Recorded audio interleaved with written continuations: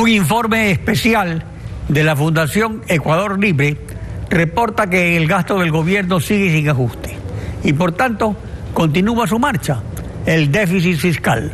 Jorge Gallardo, director de investigaciones de Fundación Ecuador Libre. Buen día, bienvenido a Contacto Directo. Muchas gracias, Alfredo, buenos días. Entre enero y agosto de 2019 se registró un déficit global de 1.297 millones de dólares, casi el doble de 2018, según señala el informe. ¿Qué metodología se utilizó para establecer esta cifra? Bien, buenos días. En primer lugar, quiero dejar claro de que las cifras a agosto, usando la metodología internacional que utiliza el Fondo Monetario Internacional y el Ecuador para contabilizar sus cuentas públicas, demuestra que el ordenamiento fiscal durante el presente año ha sido insuficiente. Y eso se refleja tanto en el déficit global como en el déficit primario, que es mayor a los déficits registrados el año anterior. Yo quisiera... O sea, para aclarar a los televidentes, el déficit primario es el que hay antes de pagar deuda. Antes de pagar los intereses de la deuda. Los intereses, porque el servicio de la deuda. No se contabiliza las amortizaciones. Las amortizaciones de la deuda se ponen en un cuadro adicional que es el financiamiento de los diferentes rubros, entre lo que cuenta el capital que hay que pagar de la deuda. Solamente los intereses entran en el presupuesto y quitando los intereses, entonces se obtiene el resultado llamado primario. Ahora bien, yo quisiera mostrar un cuadro en el cual se demuestra que el gasto corriente de enero a agosto del presente año con relación al año anterior ha crecido en 9.6%, es decir, en 1.014.7 millones el gasto corriente, siendo el rubro más importante las transferencias y donaciones corrientes por 730 millones y los gastos financieros por 377. Y fíjense ustedes en este cuadro que los gastos por remuneraciones, que es donde se debe de cortar la grasa del gobierno, solamente se ha reducido en 84 millones de dólares. Entonces, ¿por dónde ha venido el tijeretazo para atenuar ese... Ahora ya vamos a ir a esa parte. Pero del gasto corriente es el 79% del gasto total. Y del gasto corriente, a su vez, los gastos en personal representan el 59%, prácticamente el 60%. Entonces, la reducción en gastos de personal no corresponde a lo ofrecido, y en reducción de subsidios y endeudamiento también. Así es, eso nos vamos a referir luego cuando hablemos sobre la parte de las medidas que se deben de tomar para enfrentar esta situación. Pero lo que quería yo recalcar es que por dónde ha venido el recorte. El recorte ha venido por los gastos de inversión y capital, como podemos ver en el cuadro, donde se ha reducido la inversión pública en 15,4%, que equivale a 574.8 millones. ¿Qué significa esto? Que usted está cortando el gasto más productivo que tiene el gasto público, que es inversión. Y sin embargo ha crecido el gasto más improductivo, que es el gasto corriente. Por lo tanto, para ordenar las finanzas públicas tenemos que entrar a manejar el tema del déficit por el lado primario, por el lado corriente, para poder llegar a un equilibrio fiscal, no en este ni el próximo año, pero por lo menos en el año 21, como está proyectado, entregar un sector público con un superávit que permita no incrementar en el futuro el endeudamiento público. Pero si se aumenta el gasto corriente, ¿cómo están los ingresos corrientes? ¿A este paso aumentará la carga de impuestos?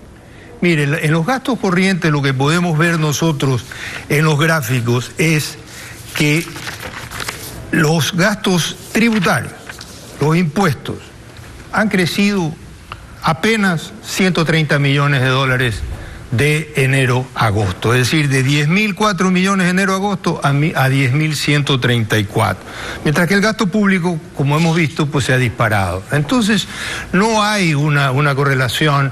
Pero esta diferencia que es el déficit, ¿perdón? Esta diferencia que es el déficit, ¿cómo se la cubre?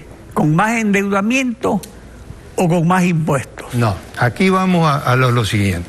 En primer lugar, ya hablamos sobre el asunto de los gastos corrientes, hay que entrar a cortar la grasa y eso significa claramente que los gastos de personal, las remuneraciones del sector público, con una serie de instituciones creadas en los últimos años, hay que cortar eso y volver nuevamente a los porcentajes que se tenían con relación al Producto Interno Bruto antes del gobierno de Correa, es decir, alrededor de 6-7 puntos del PIB. Esto significa un recorte de gastos de personal de alrededor de 2.000 millones de dólares, que son 2% del PIB.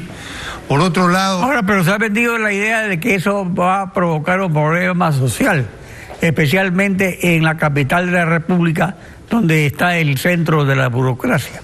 Aumenta el desempleo. El INE así lo va registrando cada vez que hace sus informes.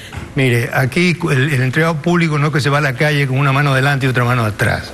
Se va con una liquidación y esa liquidación le permite una holgura para poder reubicarse en el mercado de trabajo, ya sea con un empleo o a través de un emprendimiento, a través de los dineros que recibe por su liquidación. Es decir, eso hay que definitivamente enfrentarlo, porque los impuestos que pagamos los ecuatorianos no pueden seguir alimentando una burocracia ineficiente con dobles cargos, 3 cargos en un mismo puesto, que en definitiva están atrasando la inversión y el desarrollo.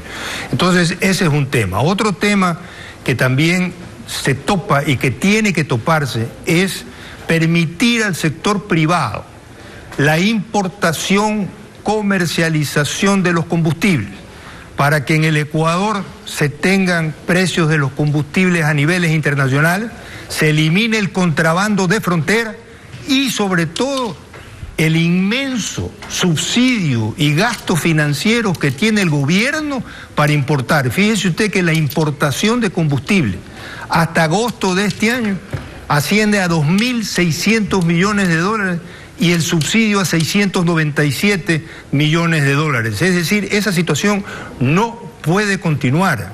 Por consiguiente, esa es otra de las medidas que tienen que tomarse. Y con relación a los impuestos, hay que eliminar impuestos distorsivos, porque con las 2 medidas anteriores que acabo de anunciar, hay espacio suficiente para eliminar impuestos como el ISD, el anticipo del impuesto a la renta y una serie de impuestos a consumos especiales que gravan bienes que no tienen nada de especiales, para que en definitiva estimular el consumo, el crecimiento y que la economía pueda reactivarse. Pero a este paso entonces habrían 3 caminos: o aumentar o reducir impuestos, o aumentar el endeudamiento, o eliminar el subsidio al diésel.